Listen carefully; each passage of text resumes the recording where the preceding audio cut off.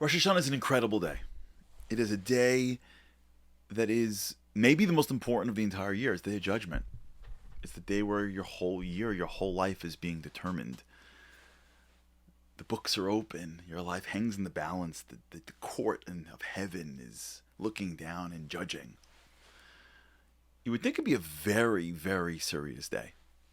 For the attorneys that are listening, you, especially the litigators, you know what it's like to prep a client for trial. Like the night before trial, I mean, you got to calm those nerves. It's a big day. Standing before a judge, a jury, it's a big deal. And if you think a human judge was a big deal, how about a divine judge? So you'd think that the rabbis, who are our lawyers, would be prepping us the night before we stand before God, before the shofar, before the prayers. Like, go home, eat a little something quick, spend all night in prayer. You'd think, what do we do right away when we get home? There's definitely prayer. What do we do when we get home right away? It's amazing. You get home, you make kiddush, and then you take out these foods. It's an amazing thing. Between whatever the custom is, where by the Sephardim we have like 10 foods. Leek and gourd and dates and pomegranates and apples and honey and a head of a sheep. And your table is filled with stuff that you never eat usually. And you take before you eat the meal. And you pick it up and you say, a date is a tamar. Oh, that reminds me of the word vayitamu. God should stop and cut down everyone trying to hurt us. And you pick up a couple of pomegranate seeds. And you're like, pomegranates. There's a lot of pomegranate seeds in each pomegranate. The pomegranate seed should be like our merits and should increase. And you pick up leek and gourd. And you pick up black-eyed lentil. And you pick up all these foods. And each one is a blessing. Either they should knock our enemies or we should have. You take a piece of the head and think we should be heads and not tails. You're playing word games. Like if you didn't know better, like this was like a cute little game you play, golf with kids. You know what I'm saying? Like, what in the world are we doing? Like we're about to stand before judge in front of the king. Like it's a big deal. And we're playing like, what does this remind you of games? Like we're having puns on the different foods. Like we pull them out. And everyone goes around and says that he wrought something together. May it be your will that you cut off an enemy or give us this. Really? Is that even appropriate? What is going on? So I heard this beautiful idea. And it changed how I saw the idea of simonim. So no matter where you are, if you do simonim or you should do simonim, hopefully this will be insightful. It's from a great new book that they came out from Rav Meilech. And I think Rav Gedalia Sladowitz and Yisrael Besser for sending it to me because it was awesome. And here's what they say. Listen to this idea.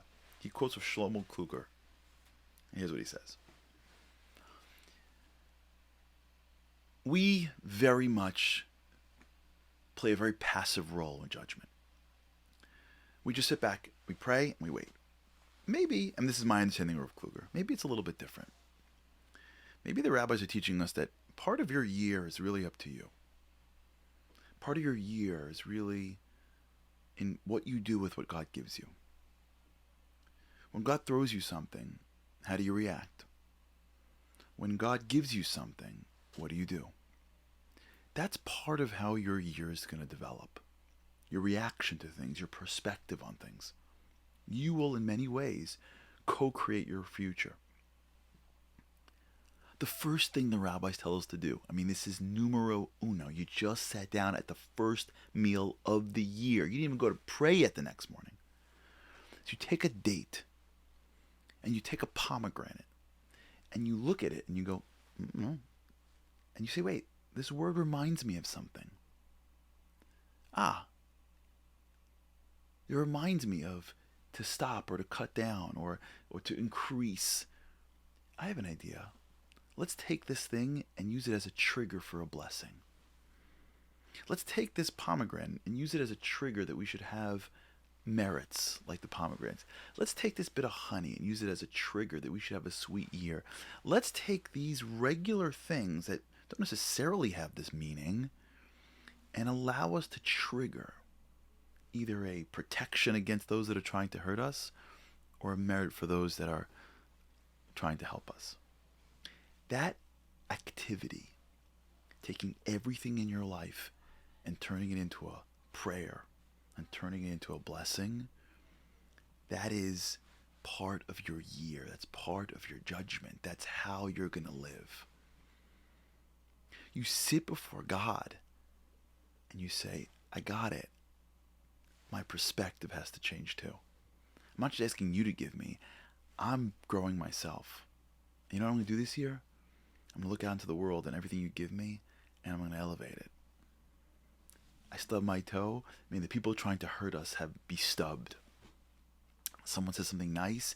You say, may everybody have this thing. You see something that you enjoy. May the world be as shiny as silver. May my marriage be as delicious as this food. May my kids grow as strong as my You're looking around for things and you're using them to increase the positivity and the hopefulness of your perspective. The idea of the simonim of Kluger is teaching us is part of how you're going to get judged. What do you do with what God gives you? What have you done with everything God has given you this year? Have you used it to its fullest? Have you been more hopeful? Have you hoped for the best, prayed for the best, tried for the best? Have you taken your lemons and made them into lemonade?